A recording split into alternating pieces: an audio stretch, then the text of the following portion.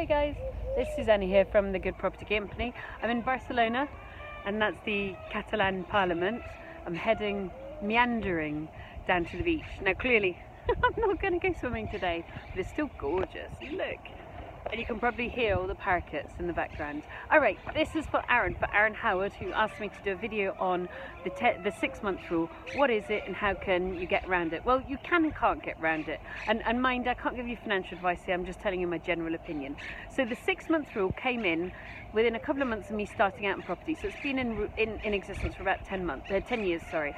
Basically, it was, it came in because previously, people that went before me, the lucky people, were able to buy a property discounted and do same-day refinance.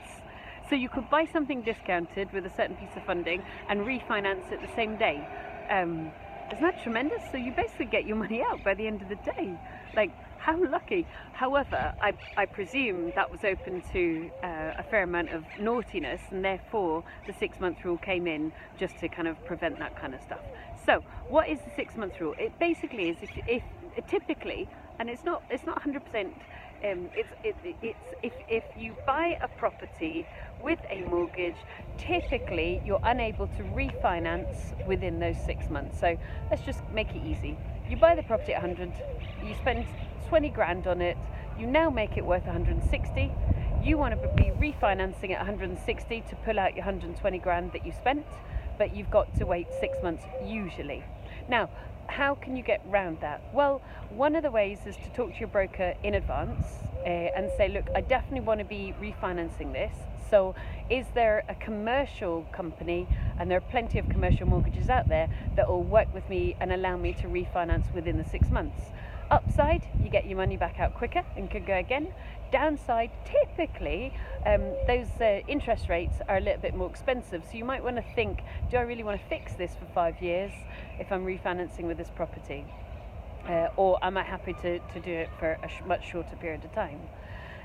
Another way you may be able to do it is you buy it with a bridge, you renovate it, and then you switch it over to a normal mortgage, whether you're buying it in your limited company or personal name. And most people these days buy to keep in a limited company. And again, you should be able to talk to a number of commercial companies who don't have the 6-month rule in. So there are, if you like, ways to get around it.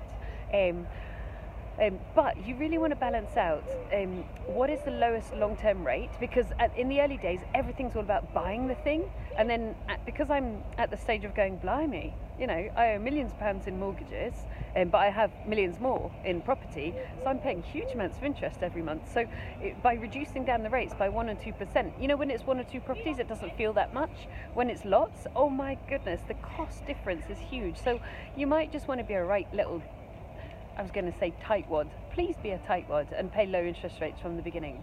So you kind of got to balance that out. And then the other part of the 6-month rule is, and it's more frustrating on the buy to sell basis. So you buy a property, you renovate it. Again, let's say you bought it for 100, you spent 20 grand renovating it, and you're now selling it to somebody for 160, which would be a very typical example for me. And those people are now getting a mortgage.